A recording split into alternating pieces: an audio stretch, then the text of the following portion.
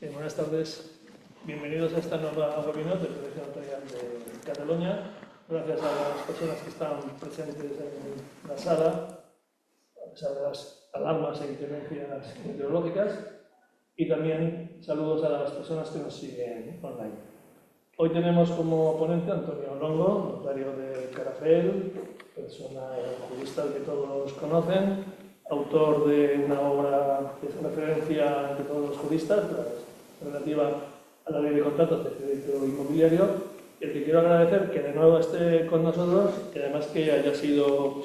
valiente y osado para abordar un tema que ha estado candente durante los últimos meses y que yo creo que nos va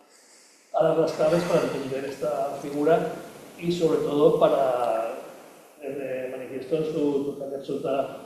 legalidad en Cataluña y ajustada a las normas que rigen el derecho civil en Cataluña. Vamos a hablar de la opción de compra y especialmente va a hacer incidencia en la función que puede realizar como garantía. Tengamos en cuenta que el Código Civil de Cataluña rige unos principios básicos, entre los cuales el más importante es la libertad civil. Todo está permitido, salvo que esté prohibido, y de ese principio se extrae la consecuencia de que el pacto comisorio no está expresamente prohibido en Cataluña. Hay mucha libertad, pero también hay protección ante cualquier vulneración de los derechos civiles de la persona. El ordenamiento jurídico da herramientas, da remedios para poder reaccionar. Y sobre todo esto es sobre lo que nos va a hablar Antonio. Pues gracias, José Alberto. Buenas tardes a todos y gracias también por su asistencia presencial o virtual a quienes estén conectados. Bueno, vamos a hacer referencia en primer lugar a algunos conceptos generales básicos que nos permitan situarnos y ver cómo se puede presentar en la práctica la figura de la opción de compra en garantía, para analizar a continuación cuál ha sido la doctrina reciente de la Dirección General de Seguridad Jurídica y Fe Pública. Cuando digo reciente me refiero 2020-2025, qué peculiaridades presenta la figura en el derecho civil de Cataluña y qué encaje tiene la opción en garantía en la normativa reguladora de los contratos de crédito inmobiliario. Finalmente expondré algunas conclusiones personales, no hace falta decir ya que someto a opiniones mejor fundadas. Como todos sabemos, en su función típica o tradicional, el contrato de opción de compra es el que formaliza el propietario de un bien por una parte con otra persona a la que concede la facultad de decidir sobre una compra futura de ese bien. A cambio, el concedente propietario recibe una cantidad en concepto de prima o precio de la opción. Es una figura jurídica consolidada en nuestro ordenamiento y que cuando se constituye sobre bienes inmuebles en escritura pública con carácter real es susceptible de inscripción en el registro de la propiedad. Al amparo de la autonomía de la voluntad,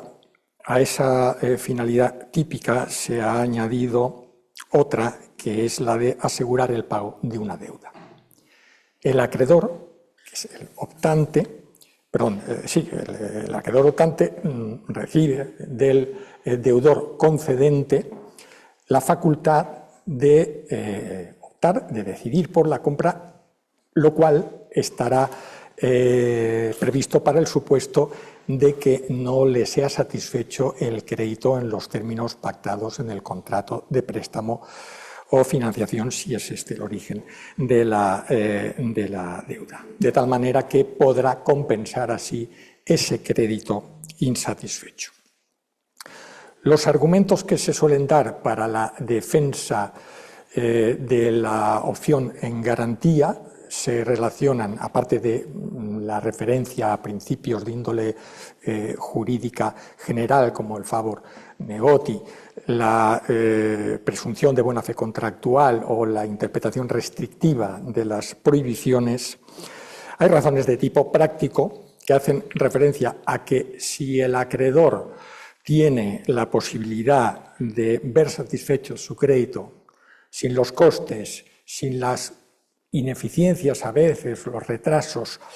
que en muchas ocasiones comporta la ejecución judicial o extrajudicial de otro tipo de garantías típicas como la hipoteca, pues esas mismas ventajas para el acreedor no dejan de suponer también de representar un incremento para el deudor de las posibilidades de obtener financiación, aumentando las ofertas competitivas y reduciendo los costes del crédito. En definitiva, se produciría lo que se suele considerar como la movilización del crédito territorial. Los argumentos en contra son fundamentalmente los que sustentan la prohibición del pacto comisorio, que tiene su fundamento a su vez en el artículo 1859 y 1884 del Código Civil, y se refieren a la protección del deudor y a la protección de terceros acreedores de ese mismo deudor. Protección del deudor en tanto que pueda verse impelido en una situación de necesidad a aceptar una operación en condiciones desfavorables, arriesgándose a la pérdida de su propiedad por un valor que sea el de su propiedad muy superior, el valor real al indicado en el contrato, y en todo caso al importe de la deuda, lo cual generaría un enriquecimiento injusto para el acreedor y un perjuicio desproporcionado para el deudor. Protección de los demás acreedores que de alguna manera pues, ven reducido el patrimonio del deudor, que les sirve de garantía y con ello frustra sus legítimas expectativas al cobro o de cobro al no poder participar de la diferencia de valor, de ese exceso de valor. Y es esta circunstancia, la afectación a los intereses no solo del deudor, sino también de terceros, lo que ha llevado al Tribunal Supremo a considerar como de orden público la prohibición de pacto comisorio y a defender que la realización del bien esté sujeta a estrictos controles de legalidad que equilibren los distintos intereses en juego. De modo que frente a los argumentos que veíamos se daban antes a favor de la opción en garantía como figura que puede contribuir al crédito, a la movilización del crédito territorial, la Dirección General de Seguridad Jurídica y Fe Pública entiende que es al revés y que solamente esos estrictos controles de garantía permiten esa movilización utilizando los bienes inmuebles como respaldo de la actividad económica. En el ámbito jurisprudencial, sin ponerse en ningún momento en duda la existencia y vigencia de la prohibición de pacto comisorio en derecho común, tanto la jurisprudencia del Tribunal Supremo como la doctrina de la Dirección General ha ido experimentando una cierta relajación, concretando el Tribunal Supremo cuando estamos ante el supuesto prohibido y señalando en base a ello la Dirección General qué otros supuestos pueden considerarse lícitos. Todo ello cabe decir en sintonía con la desaparición de la prohibición del pacto comisorio en otros ámbitos legales y su inexistencia, como veremos, en algunos derechos forales o autonómicos como el catalán. Así, el pacto comisorio exige para el Tribunal Supremo un negocio de financiación, una función de garantía del bien transmitido o grabado y, fundamentalmente, que el pacto de apropiación o disposición sea previo o coetáneo a la garantía, se halle causalmente vinculado al nacimiento del crédito y permita dicha apropiación o disposición sin sujeción a un procedimiento objetivable de valoración de la adquisición. Y por eso, como decíamos, la Dirección General mantiene que la prohibición del pacto comisorio no es absoluta en nuestro derecho, de modo que pierde su razón de ser cuando la realización de la cosa ofrecida en garantía se efectúe en condiciones determinantes de la fijación objetiva del valor del bien y no produzca ese desequilibrio patrimonial injusto. Y en todo caso, y esto es muy relevante, apunta a la necesidad, apunta reiteradamente, de analizar cada caso concreto y atender a las circunstancias concurrentes, ya que solo leo literalmente porque me parece importante, solo mediante un análisis pormenorizado de cada supuesto se podrá determinar la admisibilidad o inadmisibilidad del pacto en cuestión. Ese necesario análisis pormenorizado es realmente el aspecto nuclear de la cuestión, que empieza por la necesaria confirmación de si el contrato de opción de compra es complementario de una operación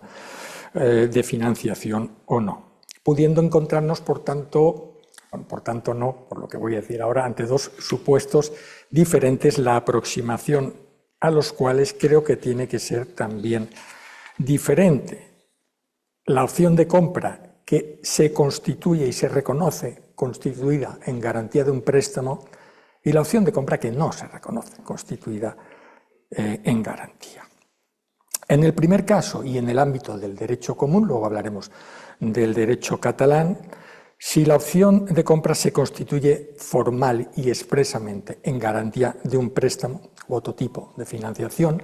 por el optante acreedor al concedente deudor, la admisibilidad del pacto va a quedar sujeta, nos dice la Dirección General, ya lo hemos leído antes, a que se garantice el equilibrio entre los intereses del acreedor y del deudor, evitando enriquecimientos injustos o prácticas abusivas, que son conceptos generales que nos llevan a los que más en concreto se mencionan, según veíamos, en esas sentencias del Tribunal Supremo y en otras resoluciones de la Dirección General, y que han dado lugar a propuestas doctrinales que básicamente suponen incorporar al contrato, por un lado, ese procedimiento objetivable de valoración al que hace referencia el Tribunal Supremo y que permitiría evitar el enriquecimiento injusto al prever la necesaria y obligada fijación del valor razonable del inmueble, a modo del llamado pacto marciano, recogido ya en el indigesto. Valoración que idealmente debería referirse no al momento de conclusión del contrato, sino al de ejercicio de la opción. Otro elemento que habría que introducir probablemente sería un requerimiento fehaciente al deudor previo al ejercicio de la opción. También un modo fehaciente de acreditar que la deuda se ha liquidado con arreglo a lo pactado en el contrato. Y por último, la obligación de depositar a disposición de los titulares de cargas y gravámenes posteriores el sobrante que resulte de restar al valor del inmueble el importe de la deuda impagada. Todo ello sin olvidar, por otra parte, que si, como nos dice el Tribunal Supremo, uno de los requisitos para la existencia del pacto comisorio es que el acuerdo de apropiación o disposición sea previo o coetáneo a la constitución de la garantía y se halle causalmente vinculado al nacimiento del crédito que se garantiza, esos elementos no concurrirán si se ha pactado ex intervalo, supuesto al que también alude la Dirección General. Esto es, cuando el acuerdo de apropiación o disposición se introduce a posteriori en garantía de una obligación ya previamente existente entre ambas partes, aunque no necesariamente vencida. En este caso no se da el riesgo de su aceptación por el deudor, como decíamos antes, impelido por quizá la situación económica en que se encuentra. Ahora bien, hay que puntualizar, esto no va a amparar situaciones de evidente conexión entre uno y otro contrato, como son aquellas a las que se ha referido en ocasiones la Dirección General, resoluciones de 28 de enero del 2020 o 12 de diciembre del 2023, supuestos en los que la opción se conviene inmediatamente a continuación del préstamo. El otro gran supuesto es el de la opción de compra que no se reconoce, constituida en garantía de un préstamo.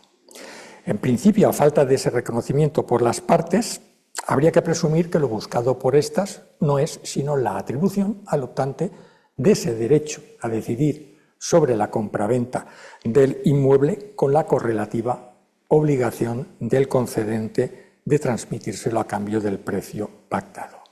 Pero puede ocurrir que se den en el supuesto de hecho circunstancias que poco habituales en el esquema clásico del contrato de opción de compra puedan encajar en una función del mismo en garantía de una operación de financiación concedida por el optante al concedente. Tales circunstancias sintetizadas y en base a lo que ha sido el análisis de las mismas hecha por la Dirección General en este periodo al que hacemos referencia, vendrían a ser, entre otras, una prima de la opción de importe proporcionalmente muy alto respecto del precio convenido para la venta futura. Una imputación al precio de la venta no solamente del importe de la prima o de las cantidades retenidas para liquidar cargas o gravámenes o para subrogarse en ellas, sino de cualesquiera otras cantidades haya podido entregar el optante al concedente a partir de la suscripción de la opción.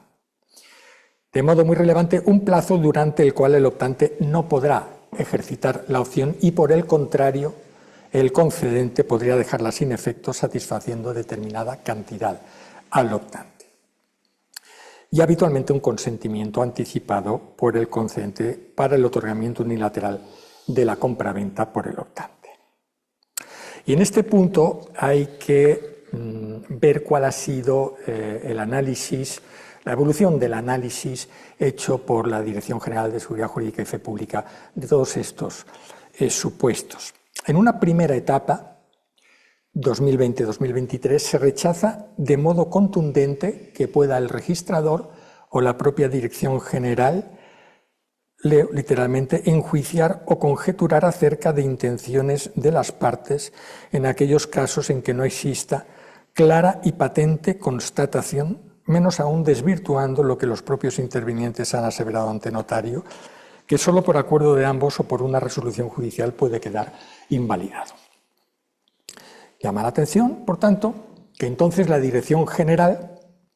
no veía no veía préstamo en la entrega de una cantidad abultada por parte del optante al concedente, ni intereses en la cláusula penal por desactivar la opción, ni en definitiva una función de garantía en la opción que se constituía. Sin embargo, esta línea cambió en 2024 pasando a un enfoque finalista o causalista que toma como base la aplicación de las reglas hermenéuticas de los artículos 1281 siguientes del Código Civil, en particular aquella según la cual, si las palabras parecieren contrarias a la intención evidente de los contratantes, prevalecerá esta sobre aquella. Y con arreglo a esto, concluye la Dirección General, en muchos de los supuestos a partir, como digo, del 2024, que el adelanto de una parte sustancial del precio final revela una estructura típica de un contrato de financiación, que la opción actúa como garantía de la devolución del préstamo y que en particular establecer un plazo en el que la opción no puede ejercitarse y el concedente puede dejarla sin efecto, devolviendo al optante las cantidades recibidas a cuenta o incluso una cantidad mayor, hacen bascular un negocio jurídico de matiz marcadamente unilateral a otro bien diferente de matiz marcadamente bilateral. Hay que preguntarse en este punto si este planteamiento no deja de tener también sus riesgos o sus aristas, como decimos en el título de la ponencia. Más aún en un contexto en el que los referentes europeos y los proyectos de reforma del Código Civil prescinden de la causa como elemento del contrato. En sus resoluciones, la Dirección General alude a la doctrina jurisprudencial sobre la causa, según la cual esta, en sentido objetivo, es la función económico-social del negocio jurídico. Es esta la causa que debe existir y ser verdadera, según el Código Civil. Pero debe coincidir con la causa en sentido subjetivo, que es el propósito perseguido por las partes al celebrar el contrato. De tal manera que si este propósito es ilícito, estaremos ante un negocio jurídico nulo por tener una causa ilícita. Sin embargo, también sabemos, por un lado, que la prohibición de pacto comisorio en ningún modo podría suponer la imposibilidad o la limitación de la facultad de contratar entre deudor y acreedor, porque eso atentaría al principio de presunción de buena fe y dejaría fuera supuestos perfectamente admitidos como la dación en pago. También sabemos que el artículo 1277 del Código Civil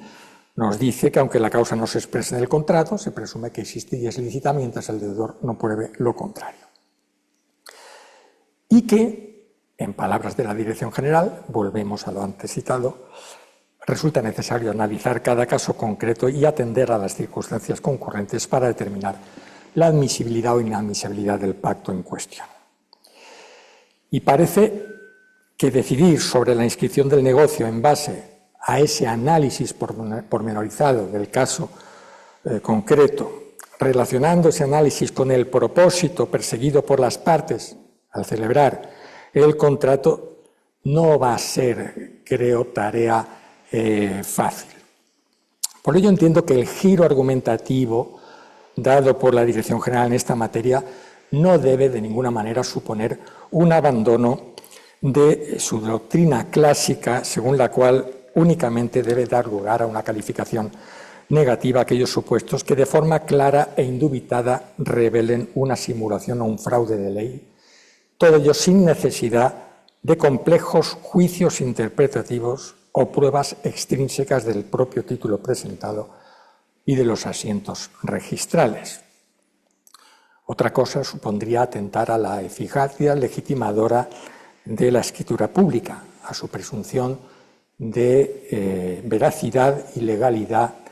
y a su fuerza ejecutiva, y con ello, en definitiva, a la seguridad jurídica. En este sentido, señala la Direcció General de Dret, Entitats Jurídiques i Mediació de la Generalitat en su resolución de 10 de febrero del 2025, quiero leer también literalmente, que aceptar con carácter general que la calificación se puede fundamentar en conjeturas sobre la propia existencia de un negocio simulado o uno fiduciario llevaría a una inseguridad y a una discrecionalidad incompatibles, a nuestro parecer, con el sistema registral. La mención a esta resolución nos introduce en cuál es la situación en el derecho civil de Cataluña. La regulación del derecho real de opción en el Código Civil de Cataluña ya incluye la necesidad de cumplir con los requisitos que la doctrina registral clásica ha venido señalando, en particular para el habitual supuesto de pacto de ejercicio unilateral. Véase el artículo 568.12. Pero en todo caso, lo más relevante en este ámbito es que en el derecho civil catalán no existe norma equivalente al artículo 1859 del Código Civil ni una prohibición general del pacto comisorio. Esto es algo que ha sido puesto de relieve tanto por la doctrina como por la jurisprudencia del Tribunal Superior de Justicia de Cataluña, sintetizada en las sentencias 1241-2019 de 18 de febrero y 1694-2019 de 28 de febrero, la primera de las cuales, y es importante que alude a la libertad civil como uno de los principios informadores del derecho civil catalán, destaca, y disculpen si hago también aquí repaso literal, que ninguna de las normas reguladoras de los derechos reales de garantía en el derecho civil catalán excluye la vía convencional de realización de valor del bien, ni prohíbe expresamente el comiso de la finca por el acreedor.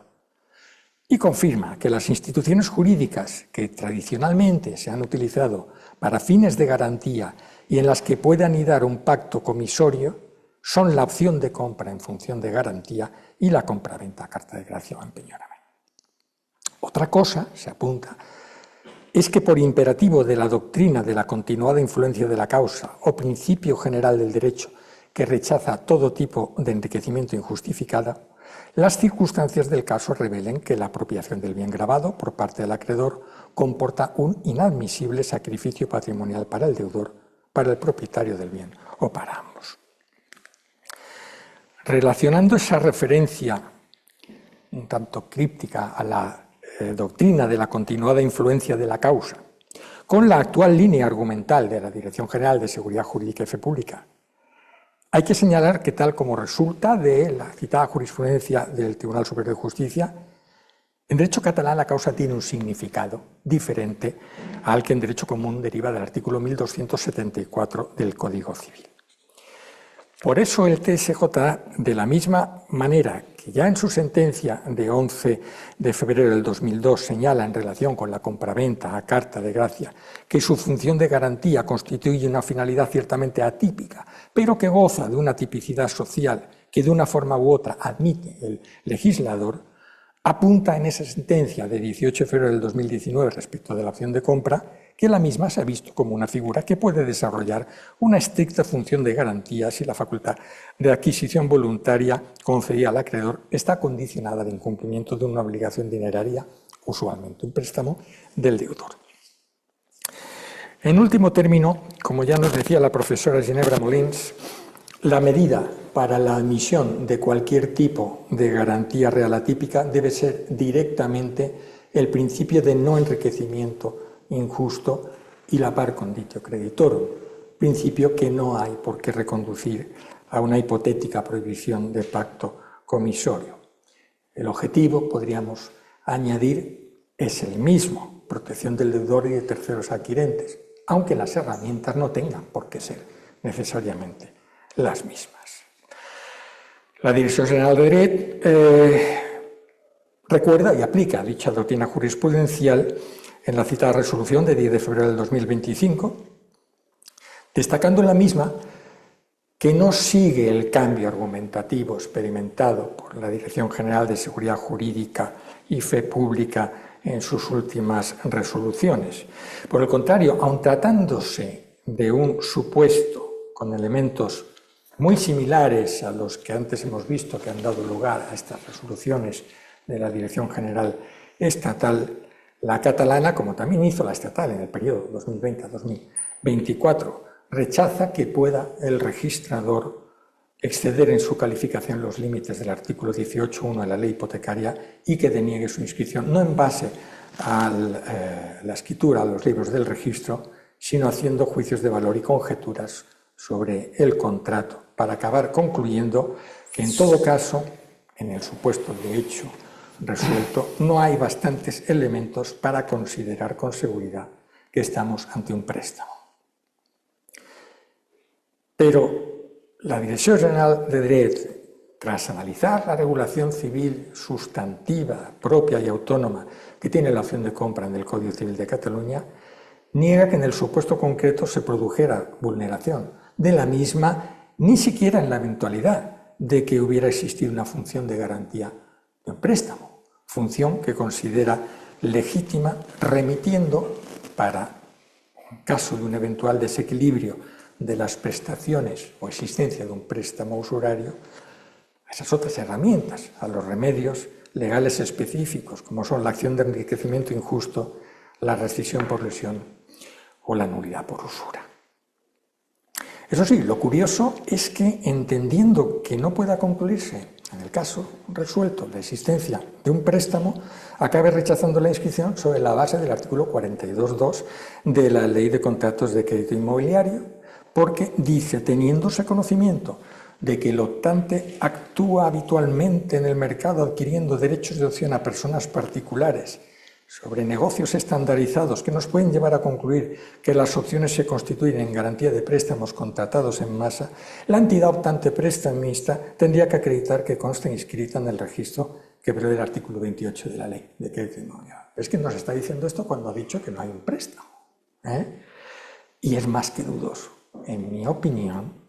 que el artículo 42.2 de la Ley de Crédito Inmobiliario permita rechazar la inscripción en el registro de la propiedad de cualesquiera actos o negocios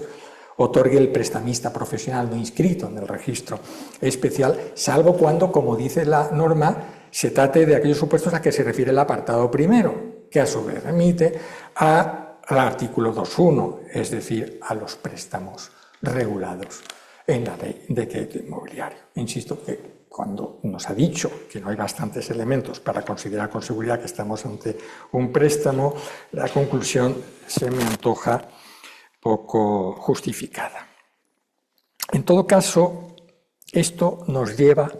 a la cuestión que al principio decía que me interesaba también analizar, que es si en aquellos supuestos en que exista un préstamo del optante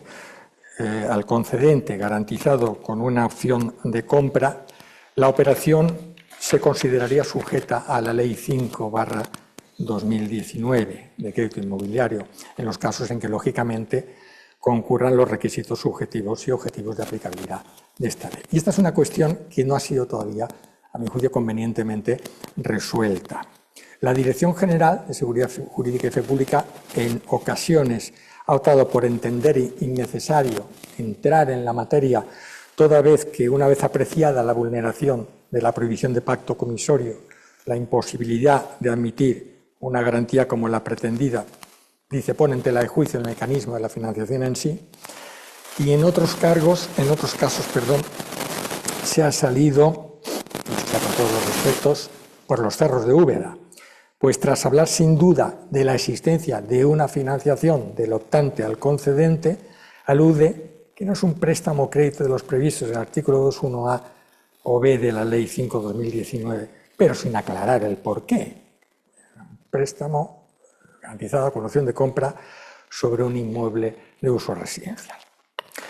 Algo más clara resulta la Dirección General de Dret de Cataluña, de la Generalitat, cuando en la citada resolución de 10 de febrero de 2025, tras recordar que la opción en garantía es legítima y que la Ley de Contratos de Crédito Inmobiliario en su artículo 2 ya admite otras garantías distintas de la hipotecaria, parece luego restringir su aplicabilidad a los supuestos en que el prestamista que hace uso de esta opción en garantía ejerce la actividad de dejar dinero a préstamo de manera empresarial. Porque dice, es evidente que entonces el préstamo pasa a ser un préstamo a personas consumidoras y entonces el prestamista optante tiene que acreditar que cumple los requisitos que prevé la Ley de Crédito Inmobiliario. Siendo correcta la conclusión, creo que no puede entenderse limitada la aplicación de la ley de la LCI a los supuestos de opción en garantía de préstamos a consumidores. En mi opinión, si confirmáramos que la opción de compra se constituye en garantía de una operación de financiación por personas físicas o jurídicas que realicen dicha actividad con carácter empresarial o profesional o aún de forma ocasional con una finalidad exclusivamente inversora, son los términos de la Ley de Contratos de Crédito Inmobiliario, y a favor de una persona física, recayendo dicha garantía sobre un inmueble de uso residencial, pudiéramos entender salvados en el caso concreto los obstáculos para la admisibilidad del pacto comisorio cuando exista prohibición del mismo, dicha operación estaría sujeta a la Ley de Crédito Inmobiliario conforme al artículo 2.1a, sin que para ello sea necesario, como sabemos, la condición de consumidor del prestatario. Pero también podría darse dicha sujeción con arreglo al artículo 2.1b, aun cuando el inmueble no fuera de uso residencial,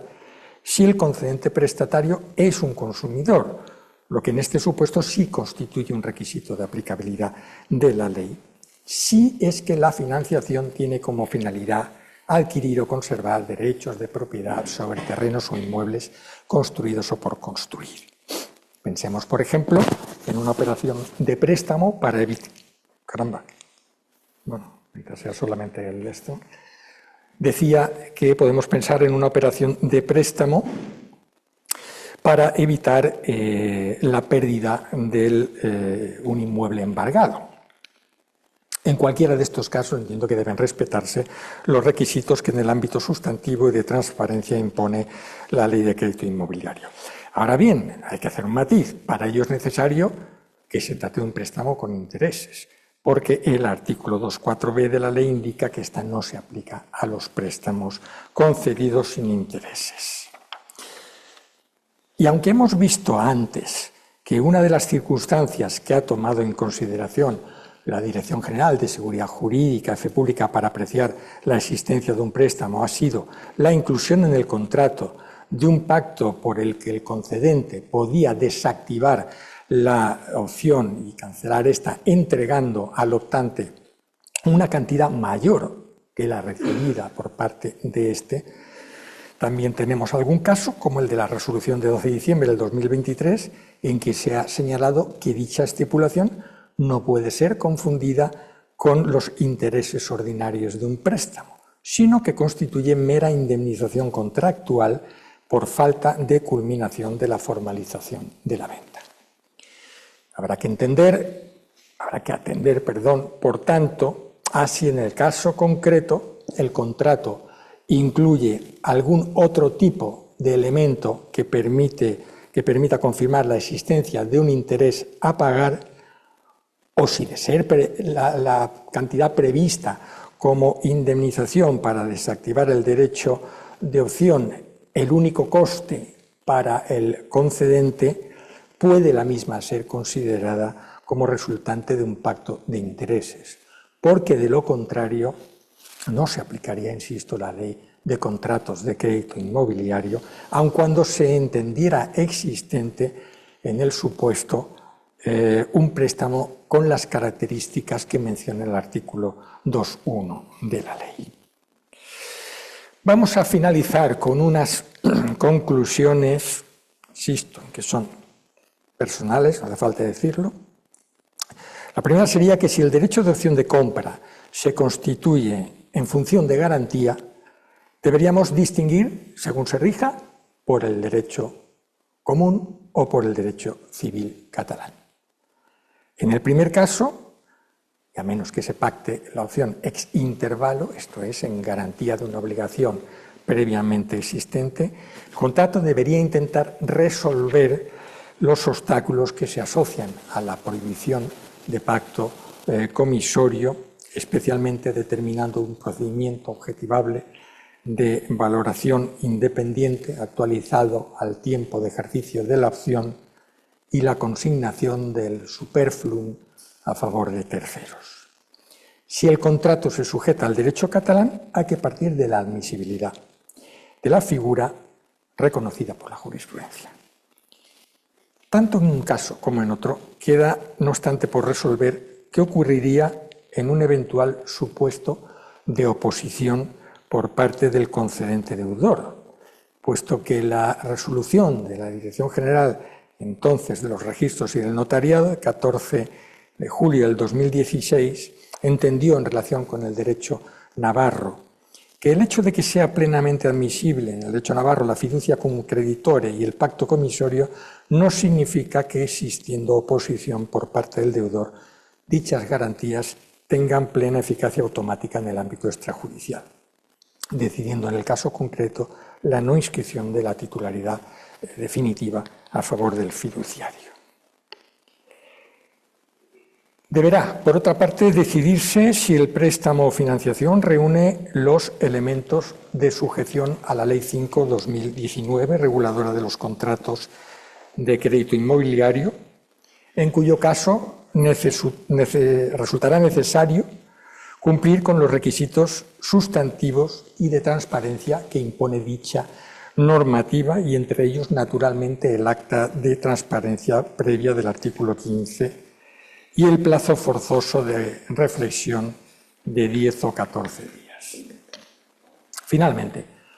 ¿qué podemos decir en relación con los supuestos dudosos del tipo de los que han sido objeto de las resoluciones comentadas? Pues que idealmente no debería haberlos, y me explico. Ya hemos dicho que analizar la figura que estudiamos exige un análisis pormenorizado que nos lleve a confirmar si la opción se constituye en garantía de un préstamo y que esto, a falta de un reconocimiento expreso por las partes, va a obligar al notario, si concurren en el caso todos o alguno de los elementos antes analizados, a cumplir de modo particularmente escrupuloso con las obligaciones que se derivan de la legislación notarial, indagando, interpretando y adecuando el ordenamiento jurídico al ordenamiento jurídico la voluntad de los otorgantes, informándoles del valor y alcance de la redacción del documento y, en definitiva, impidiendo que firmen algo distinto que aquello que, debidamente asesorados, han podido confirmar que se ajusta exactamente a su voluntad. Y creo que es importante insistir en ello, porque así como antes hemos reclamado que la calificación registral se ajuste a los límites que le marca el artículo 18 de la ley hipotecaria y no pueda, superándolos, atentar a la eficacia legitimadora de la escritura pública, Hay que advertir que tampoco ayuda a que se reconozca esa eficacia legitimadora el hecho de que la escritura aparente lo que no es. Por eso, en mi opinión, si el negocio es el que aparenta ser, si se trata de una opción en garantía, debe expresarse así, cumpliendo con todos los requisitos ya señalados para su admisibilidad y rechazando en caso contrario su autorización. En este punto, la repetida resolución de 10 de febrero del 2025 de la Dirección General de Dret, de aquí de la Generalitat, contiene una llamada de atención cuando dice que la admisibilidad de la opción en función de garantía de un préstamo se ha de fundamentar en la confianza que el deudor tiene en el acreedor, que consiste en la convicción de que solo la ejercerá si él, el deudor, no cumple y no ha de vulnerar las normas de protección de consumidores y o disciplina de mercado. Por tanto, si no se trata de una opción en garantía, debería evitarse que aparente otra cosa y que esa apariencia pueda provocar una confianza infundada. Y con esto, pues, termino lo que es la exposición.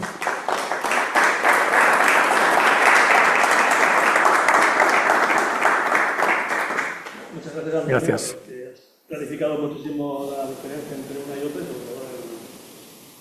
el consejo final, la proposición final de que cada cosa con su nombre. Exacto.